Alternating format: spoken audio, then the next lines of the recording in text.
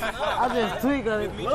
I say, it's me, JC and Buck, play with us, you put his body in the truck, then we take him to the dump. And they know we play for keeps, and they know that we ain't sweep. Grab a broom, we finna sweep. O'Blok finna clean the streets. Boy, you better grab a heat or get put up on a T. Put your name back RIP, or your name get turned to weed. In the racket, ain't no pad. Any state, we on your... No matter where, nickel flat. Fuck the... Do the dance, photo, but it's fast. We ain't goofy, do that crash. We gon' spin and spin again. We gon' hit our last friends. We gon' show him we ain't playing. We gon' leave him where he stand. That's really, yeah, that's all I wanna be, successful. Right, big goof ass, man. Check it out. BDA, you're not gonna give me no 50 back. Hey, no, since you're here, you gotta throw up O'Blok. How do I do that? Yeah, throw up O'Blok. Everybody throw up O'Blok. We're here in the Parkway Gardens housing development in Chicago, otherwise known as O'Blok, a 24-building complex on the city's south side. It's where Michelle Obama grew up, and it's also where drill music began around 10 years ago. This is Boss Talk. He's been here for a super long time, so he's gonna take us back to the very beginning where it all started. So right now you in the 44, you in one of the gutterest building in the block. This motherfucker be the last building to get cleaned up. Oh, it's a roach. See y'all in the project. See a roach? That's a baby roach. That's gonna get bigger. That's gonna get bigger. Smoking the roaches and killing the rats. This bitch be dirty as hell. This building be dirty. I'm from this building. Bro, I used to be one of them motherfuckers that piss in the hallway and on the elevator too. I ain't gonna lie. My mom in the bathroom on BDN's one bathroom in here. I'm going to piss in the hallway. I still won't touch the buttons on the elevator. I'm straight knuckles. Cause you think there might be pee on it? Spit, pee. I used to do all type of shit to the elevator. I ain't taking no shit though in here. True that! True that! Come on. Love you, my nigga. Love you too, boy. I'm going to true that. And true that, man. Let me up to your hood, man. One nigga true that. I ain't like a nigga in years, bro. Hey, everybody, what's up? How's it going with this interview and everything? That's what's cracking like, you feel? GDK. Come on. GDK. Folks came out of the Folks, the youngest GDK member. He invented that shit. To you, like, what is drill music? We started the word drill with our music. Like, let's do a drill. We started that shit. Like, how would you explain drill music to someone who doesn't know? Music that make you wanna kind of get outside and go just be outside. You feel what I'm saying? Make sense? Trap spot, selling coke and heroin out this trap spot. 40 Glock, hit him in his face, make his head pop. You get on going? Yeah. So yeah, it turn you up. It give you adrenaline. Drill music is something that, I mean, in the grander scheme of things, you could see it as, you know, a hyper-violent offshoot of trap generally that, you know, sort of like came out of a very specific area. I describe drill music as it's violent, but mainly fiction. It's like realistic fiction music. So like, that's why I shot my video 4K Troll, shot it right here in this park. Right here where you standing at, I shot it right here. The lyrics are pretty intense in that song. Grab my Glock, then I grab my mask and hop out, then I blast. But he ain't like, he pulled out his strap and started shooting back. It sound like it's compact, so I got a double back, it's finna crack. Yeah. But it's all entertainment, see what I'm saying? It's all for like the people. Like, cause like music nowadays is all about like controversial shit. Drama really makes money. Back to that breaking news live from Chopper 2, a mass shooting. At least 6 people shot. This all happening at 65th and King Drive in Parkway Gardens. So what was it like growing up in O'Blok? We had to grow up. We had to really grow up and grow up fast. All that little boy shit went out the window. Everybody around this bitch got PTSD. Everybody around this bitch saying somebody die. You know what I'm saying? So it's like, we had a brotherhood that can nobody come between. We not let nothing happen to none of us. Marlo couldn't even beat up OD. We gonna fuck Marlo ass up, boy. You better not put your hands on folks, boy. Folks, I'ma pull a pipe out, hold on. And it's the same way. Like, we got each other, boy. On Old Grade, we ain't got no daddies on BDN. What can you tell us about the year 2011? 2011. I experienced like my first friend get killed. My best friend OD, he died in 2011. In 2011, a Parkway Gardens resident named O.D. Perry, which O'Blok's now named after, was murdered, gunned down just outside the gates of Parkway Gardens. What was one of your favorite memories of you and O.D.? Man, I got a lot of them bitches on He had this crazy ass dog named 50, bro. On J Money, bro. I was scared of that motherfucker, bro. Like play with the dog. On Keita, I'm like, boy, I ain't playing with that motherfucking dog, bro. Y'all tripping. Motherfucker run up on me, boy, bird. It's your bitch ass on. Oh, right now to this day, I still don't play with people's dogs. I don't give a fuck if that bitch is a chihuahua. Bro, get your dog before that bitch die. I'm game. OD's murder was allegedly in retaliation for the murder of Shondale Tuka Gregory, a rival gang member who lived just a few blocks away on 63rd. Those the sad years of my life, cause I just had my first child and everything. I'm really like traumatized. Like I ain't know if was I supposed to crash out or fall back. And my mom used to be talking to me like, man, you got a daughter. Don't be like these niggas. Don't die. How many friends do you think you've lost since then? Over 10 dead on this gang. Like 2 motherfuckers a year. I swear to God. Owen Platoon and motherfucking 11. Sherrod and Whitey and 12. We got L.A. and J Money and motherfucker died in 13. My crowd gone. I gotta hang with up on them. I ain't gonna stunt. When it seemed like when folks died, folks' careers took off. When O passed away, folks took that shit to another level. Chief Keef and Dirt and them came out. They lit this bitch up, you feel me? So it's like... Shortly after OD's murder, a close friend of his decided to make his first song, which would serve as an O'Blok anthem, to celebrate the life of OD and diss Shondale Tuka Gregory. This friend was named Keith Cozart, a.k.a. Chief Keef. Hit a nigga up on Gil Fuck, I do drugs till I'm dead. O'Blok, Wick City, bitch. Middle fingers to Shondale. I get out. On my son, I get out. October 4th, 2011. This bitch get the going up. The block bustin', I just got out. I get out, I see Platoon and White. Folks got cocky as hell. I'm looking, I'm like, how the fuck y'all let OD get killed? Platoon put his head down. He like, man, go take your daughter upstairs. I'm finna holler at you. I take my daughter up. I remember Inky D them came up there. Deep as hell, everybody coming ate. Happy as hell. Fat Mac and Stu get the showing out. They get the fight. Hey, Fat Mac. You remember I got out of jail, you want Stu start fighting that day? Him and Stu get the fight. Hey, phone them like, man, y'all showing out because folks just got out. Dirk and Reese come see me. Alright. I'm like, I'm feeling love like a motherfucker. I'm damn. Folks them come rap with me. I'm like, fuck Oda. How the fuck Oda? You know, they rapping with me. Boom, boom, boom, boom, boom. We talking all us and that bitch crying now. I'm like, damn.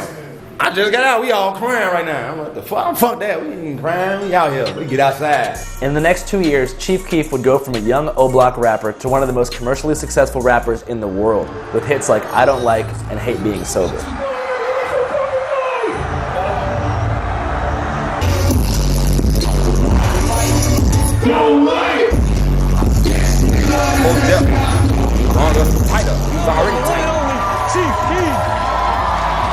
Chief Keef made it more like global.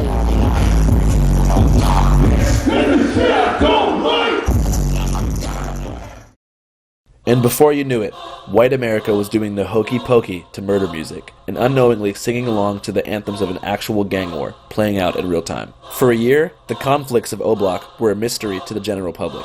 That was, until one man came around and exposed the inner workings of Chicago's gang war to the world.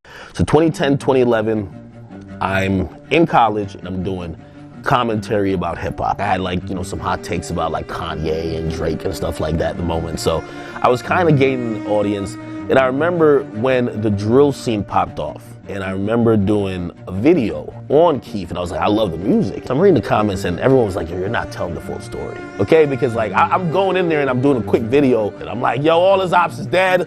You know what I mean? He's dissing them. It's over. You know what I mean? Like these guys, we don't even need to know their names. And everyone was like, well, no, they're not dead. And actually, the guys who he's dissing just killed his guys. They were talking about people like Lil J.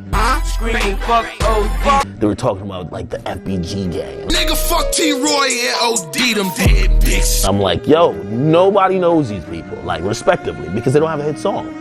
Chief Keef is going crazy with hit songs. So I made this page called The War in Chirac, and I started covering basically just constant feuds that were happening. It's your boy DJ Akademiks, and now information has come to my attention. Now y'all know I call Lil Reese the Chirac Grim Reaper. Well, pretty much because every time you look through his mentions, you see a bunch of dead niggas. CBS Chicago is reporting that a 15-year-old boy, aka Little Nick from 600, was shot multiple times, and then he was brought to a hospital where he was pronounced dead by the Cook County medical examiner. At least he died doing what he loved best. Someone actually told me that these guys actually keep score on killing and coonery within in Chirac. The most valuable coon is probably a legit award. The war in Chirac never stops. The coonery never fucking ends. Make sure you like, subscribe, and share. His War in Chirac series went viral, and the fans were now aware of the ongoing Chicago gang war, particularly as it pertained to the rappers involved. How many people do you think have died in the war in Chirac? Thousands. This past weekend, at least 52 people were shot, 8 of them killed. In the following years, between 2011 and 2020, 5,518 people were murdered in Chicago, to the amusement of self-proclaimed Chiracologists, who created a Reddit page, which now has over 175,000 members. But I'd never seen a place where life was valued less than Chicago. To this day, I've never been to Chicago because of that. I feel like things bad everywhere. Things just bad in Chicago because, like, this shit came like a movie to people. Like, when it first got famous, people started, like, it was like we was characters. Like, damn, like, you got me look like an assassin. Drilling itself is an energy that once people latch onto that shit and you become invested in the story, it's like a soundtrack to a movie, and it sounds bad to say, but it's a soundtrack to a movie that you're watching live. You know, I'm looking at this not like on some voyeuristic, like, yo, oh shit, this is like entertaining. I'm like horrified. What I try to do is satire, hoping that people could look at them and be like, that looks ridiculous. These dudes, like, they're disgusting, right? People took it and they ran with it. Everything I thought that people would be like, yo, this is some sick shit, they loved. We have a bloodthirsty audience, especially in music. The more people die, when someone gets locked up, their streams are through the roof. Music sales, going through the roof. Trust me. I was a driving force in getting some of these guys, other than Keith, eyes and attention and ears to some of their stuff. Did you feel responsible for, like, inflaming gang tension on the streets by covering things? Hell no. But let me tell you this, accountability is hard to take, man. They say, yo, well, you gave people nicknames. And when you gave someone a nickname of Grim Reaper, some other guy is going to start killing more to try to get that nickname. And I'm like, I don't believe I caused any murder. But if my videos, because they were popular, instigated any two parties, I'll take blame for that. But motherfucker, if you picked up the gun, I'm not taking blame for what you did, right? When I started covering war in Chirac, niggas was dying every day already. I was on Twitter watching people bleed out, and I was like, I can't believe this is, like, people getting shot like dogs, bleeding down, everybody filming it. And then you go on social media and everybody saying, I'm smoking on the pack. So you gotta take blame for you doing that. The parents gotta take blame for not being in the kid's life. The cops gotta take blame for them basically just like throwing their hands up in the air and saying, let everybody kill each other. Like, these motherfuckers that, like, everybody wants an easy scapegoat. Listen, stop acting like a bitch ass nigga and just fight, bro. Leave the pipes alone, fight. Oh, it's so fucked up now. It's like a 12-year-old just said, I'll pop you. So another 12-year-old. You like, bro, just fight him. Why do you think that happens? Because yeah, motherfucker think it's about being a shooter or a killer. Music played a part. But music wasn't 100% why everybody doing this. It's your fucking mama and your fucking daddy. You get what I'm saying? It's your mama and your daddy, bro. It usually be your environment, but it's your mama and your fucking daddy. It's about how you getting raised, blood. Like, raise your fucking kids right. Oh. I don't think it's drill music at all, I promise you. If we was to take drill music away right now, and it be regular hip hop, it's still gonna be the same type of violence. Everybody wanna be a character now for the internet. On social media, beefing, making threats, making crazy comments, like going on live, you know, it's like, you know, waving the gun in the fucking camera. You know, it's like, it's almost like a competition to see who can push it the furthest and get the most attention. Because, you know, there is a fair amount of clout chasing, and, you know, that is a toxic element. In that way, do you think that drill is, like, bad for society? No, because the thing is, like, the realities of what is being discussed in that music was there before the music was there. The music is just an expression of that. It's just a reaction to that.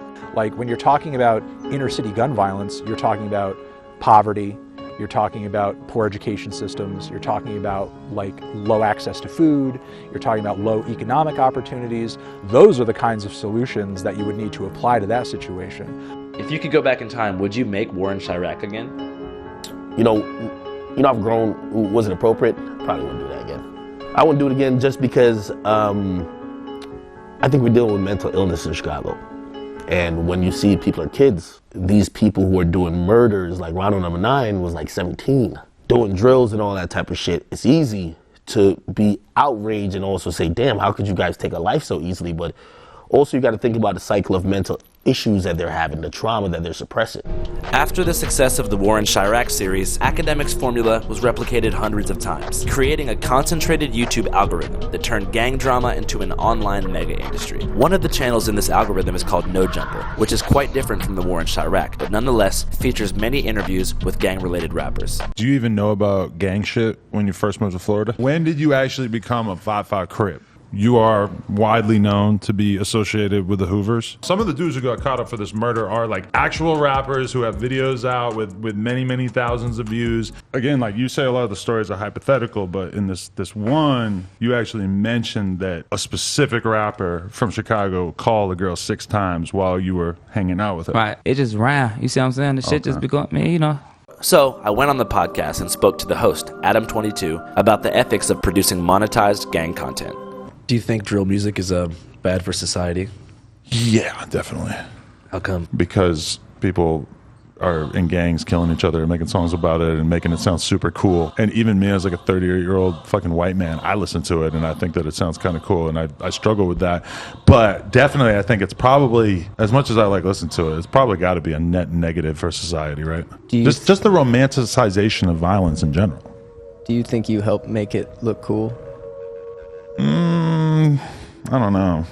I feel like when they're on a beat with a fucking 808 going crazy and they're able to like rhyme and make less sense, that probably is like when it sounds coolest. Because they don't really talk about that in interviews, right? I mean, most of like all the Chicago like gang members or whatever, it's like the amount of like street shit you're going to be able to get them to talk about in an interview is pretty minimal in comparison to the stuff that they're essentially saying in their songs. It just must be crazy because like you talk to so many people who like have died recently. Like you're like the last person to interview FBG Cash. Right there. His name's on the wall.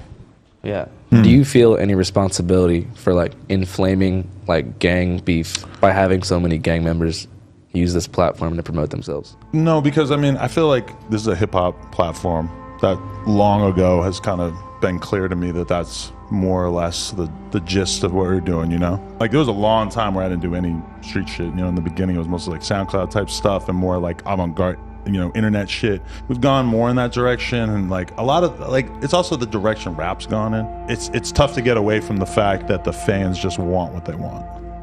You know, as a content creator, you kind of have to follow the incentives to a certain extent. It's just been taken to the point where the fans like want this shit to be real. They don't want to hear you say, I'll shoot you if you come near me. They want to hear you say, so-and-so from the other side got killed because he fucked with me. Like the fans are really drawn to that kind of immersion, I guess. Whenever you grew up here, did you guys spend a lot of time in other parts of Chicago? Like, did you ever go like downtown or to other areas, or were you mostly here? I spent a lot of years inside this gate. Have you been to a Cubs game or anything? No. You guys want to go to the White Sox game with us? Yeah, we're going. I need y'all for that documentary for sure. For sure. I'm definitely do it. I'm really push out a tune. I'm push out a tune.